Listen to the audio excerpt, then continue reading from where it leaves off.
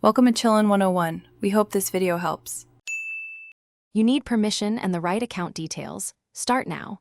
First, verify the other person has Find My iPhone enabled and is signed into iCloud. If you're using family sharing, make sure they're added and location sharing is active. This avoids asking for passwords. Once done, open the Find My app on your iPhone or sign into iCloud. This is where you'll query devices and view location history. Follow these initial steps to establish access and prevent lockouts later. Now you'll locate the device.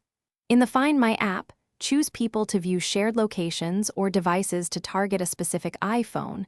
This distinction matters because People shows live sharing while Devices shows hardware. Tap the device to access actions.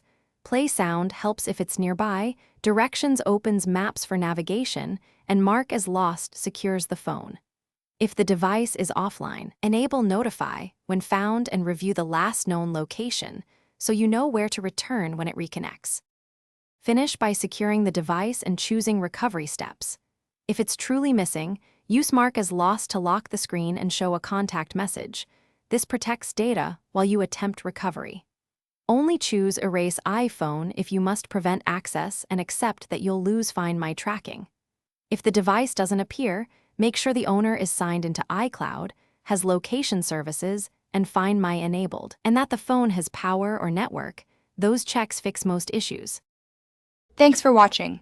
Consider subscribing if we helped you.